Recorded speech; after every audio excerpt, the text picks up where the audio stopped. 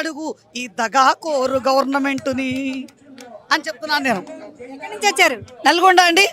అయితే ఇవాళ ఎంతో మంది ఉద్యోగస్తులు ఇవాళ ఫ్రెండ్లీ గవర్నమెంట్ నాది, ఉద్యోగస్తులు నా ఫ్రెండ్సే, నా మించిన లేడు అని చెప్పి నువ్వు తగ్గేదేలే అని చెప్పి పుష్పడాలకు చెప్పినావు. మేము ఇక్కడ పుష్పలంగా నువ్వు చెప్తే పూలు పెట్టుకోవడానికి, ఇక్కడ పుష్ప కాదు ఫైర్, ఇక్కడ ఫైర్ ఉంది. ఈ ఫైర్ చూడండి, 60 ఏళ్ళ వాళ్ళు అనుకుంటున్నారు వీళ్ళు, 60 ఏళ్లలో 20 ఏళ్ళ యువకుల్లాగా వచ్చి వాళ్ళ ప్రభుత్వానికి వ్యతిరేకంగా పోరాడుతున్నాం. నీ ఫ్రెండ్లీ గవర్నమెంట్ కాస్త డెడ్లీ గవర్నమెంట్ అయిందంటున్నా నేను. నువ్వు డెడ్వి, చచ్చిపోయిన గవర్నమెంట్ని మేము ఇవాళ శవాన్ని ముందర పెట్టుకొని ఏడుస్తున్నాం మేము. మా ప్రభుత్వం వస్తే మా రేవంత్ అన్న గొప్పవాడు, గుద్దు ఓటేసి గుద్దు, మా అన్నని గెలిపించుకుందాం, మా అన్నకు ఓటేస్తే మా కష్టం తీర్చబోతాడు అనుకున్నాం. కానీ కష్టం తీర్చకపోగా ఇంకా కష్టాలు ఎక్కువ చేసిండు. అంటే ఏంటి? బూర్జువా సమాజపు యొక్క పోకడలు నీకు ఇంకా ఉన్నాయి, నువ్వు పోలే. అంటే కొత్త సీసాలో పాత సారానే పోసినాం మేము. పాత సారా అనుకోలే, కొత్త సారా అనుకున్నాం. ఉరికిస్తాడు కొంచెం గొప్ప మానవత్వం ఉన్న వ్యక్తి అనుకున్నాం. ఏమైందండి మీ మానవత్వం? కొడుకునన్నావు, ఇంతమంది తండ్రుల్ని రోడ్డు మీద వేసినావు. తల్లిదండ్రులారా మీరందరూ నా తల్లిదండ్రులు అన్నారు. తల్లిదండ్రులు అయినటువంటి మాకు ఇవాళ రోడ్ల పాలు చేసినావు, బిచ్చగాళం చేసినావు. మేము అడుక్కుంటే ఏమంటారు తెలుసా? మీరు మొన్నటిదాకా ఉద్యోగాలు చేసిరుగా, ఏం అడుక్కుంటారని సిగ్గుపడి అడుకోవట్లేదండి. మేము సిగ్గుపడుతున్నాం ఈ గవర్నమెంట్లో ఉన్నందుకు. నీ గురువు గారు చంద్రబాబు నాయుడు గారు, నువ్వు ఆ తాళ్ళలో ముక్కవే, తెలుగుదేశం నుంచి ఇక్కడికి వచ్చి పార్టీలు మార్చావు. నువ్వు ఆ తాళ్ళలో ముక్కవే. నువ్వేం చెప్పినావు ఆ రోజు? మీ గురువు గారు 3 డిఏలే బాకీ ఉన్నాడు, మరి నువ్వు ఎందుకు 6 డిఏలు బాకీ ఉన్నావు? పోనీ గురువు గారు దానిలో నడవాలి కదా. ఒక్క డిఏ అంటే ఏం ఊరుకుంటావు? ఇంతమందికి ఉద్యోగాలు లేక ఇంతమంది నిరుద్యోగులు రోడ్డు మీద పడుతున్నారు. ఇప్పుడు మేము పడ్డాం, రేపు నిరుద్యోగులు పడతారు. ఒక్క వ్యక్తితోటి 6 పనులు చేయిస్తున్నారండి ఆఫీసులలో. మేము స్వయంగా మేము అనుభవించినాం. ఒక్క టీచర్ రిక్రూట్మెంట్ లేదు, ఒక డిఎస్సి లేదు. మరి నీకు ఏమిటి ఫండ్ సరిపోవట్లేదు? నువ్వు 4 ఏళ్ళ 5 ఏళ్ళ బట్టి ఇప్పటివరకు ఎటువంటి ఉద్యోగాలు ఇవ్వలేదు. నీకు ఎందుకు ఫండ్ సరిపోవట్లేదు? మా పైసలను ఎందుకు తీసుకుంటున్నావు? మా ట్యాక్సులు అవుతున్నాయి 1 మా దాదాపు ప్రభుత్వం 46%, 100%లో 46% ట్యాక్సులు పే చేసేటటువంటి ట్యాక్స్ పేర్స్ మేము. అదే కాకుండా నీకు ప్రతి చోటు నుంచి ఆబ్కారీ నుంచి రెవెన్యూ, ప్రతి చోటు నుంచి రెవెన్యూ వస్తుంది. కూర్చుంటే ట్యాక్స్, నిల్చుంటే ట్యాక్స్, పడుకుంటే ట్యాక్స్, చస్తే ట్యాక్స్, పుడితే ట్యాక్స్. ఇన్ని ట్యాక్స్లు వసూలు చేసావే, ఆ ట్యాక్స్ మనీ ఏం చేసావు? అంటే ట్యాక్స్ ప్లేయర్స్ మేమందరం కూడా ప్లేయర్స్ లాగా చేసాము. మేము ట్యాక్స్ ప్లేయర్స్, మీవేమో ప్లేయర్ అయిపోయావు, ట్యాక్స్ ప్లేయర్ అయిపోయావు. అంత ట్రిక్ చేసి మూటల సంగతి ముఖ్యమంత్రి చూసుకుంటూ అనాల్సి వస్తుంది. ఇవాళ మూటలు కట్టి ఏం చేస్తున్నావు? నా పరిపాలన బాగుంది, 2029లో కూడా నేనే సీఎం అవుతాను అంటున్నారు. 2029 కాదు కదా, రేపొద్దున రిజైన్ చేస్తే దమ్ము ఉంటే, ఈ ప్రభుత్వానికి దమ్ము ఉంటే రిజైన్ చేయమనండి. ఒక్క ఓటు పడితే ఒట్టు. ఎందుకంటే ఆయన ఈ ధర్నా చేసే వాళ్ళు వెనక ఎవరో ప్రేరేపిస్తున్నారు, అందుకే ధర్నాలు చేస్తున్నారు అంటున్నారు. మేము ఎవరు ప్రేరేపిస్తే ధర్నాలు చేయలే. ఇప్పుడు కాక్రోచ్ వాళ్ళు వచ్చి గొడవ చేసిపోయారు. అప్పుడు వాళ్ళు ఎవరు ప్రేరేపిస్తే వచ్చారు? మేమందరం వాట్సాప్ గ్రూపులు పెట్టాం, అడుగున అడ్డుకున్నారు. 500 మంది కంటే పర్మిషన్ లేదన్నారు. మేము దొంగ పడి వాళ్ళకి రావాల్సి వచ్చింది.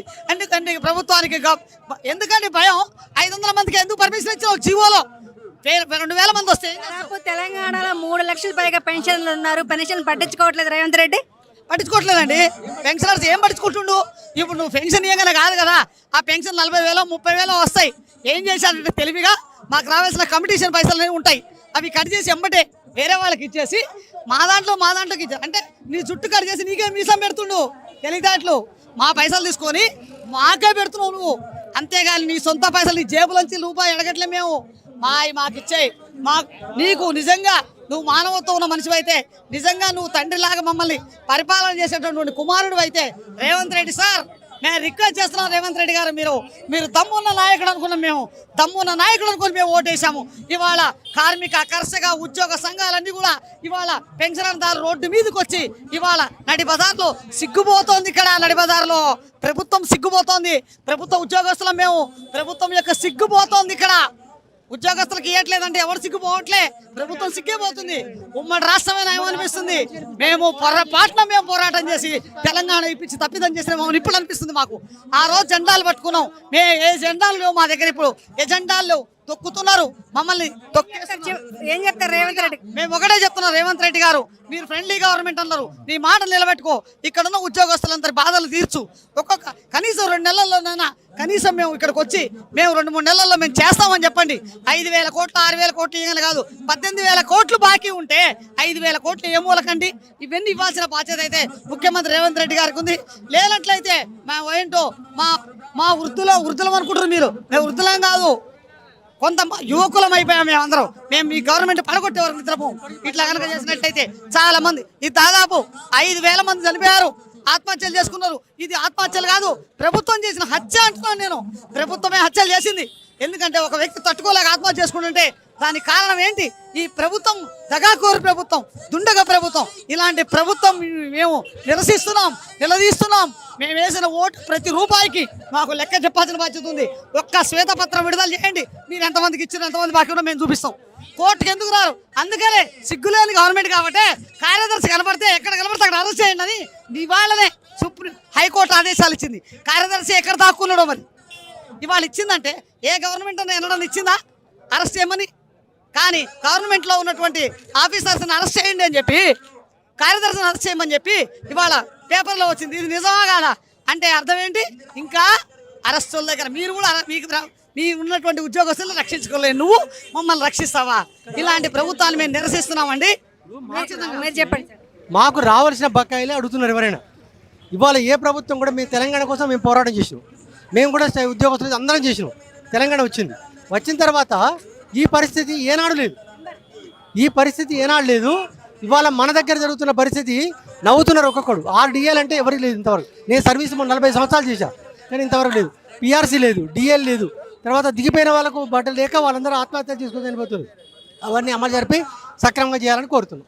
సార్ మీ పేరు, ఎక్కడి నుంచి వచ్చారు? నా పేరు కుమరయ్య అండి, టి కుమరయ్య. నేను వికలాంగుల సంక్షేమ శాఖ డిపార్ట్మెంట్ నుంచి వచ్చిన. నేను 15 సంవత్సరాల రిటైర్మెంట్ అయ్యి నేను ఇక్కడే.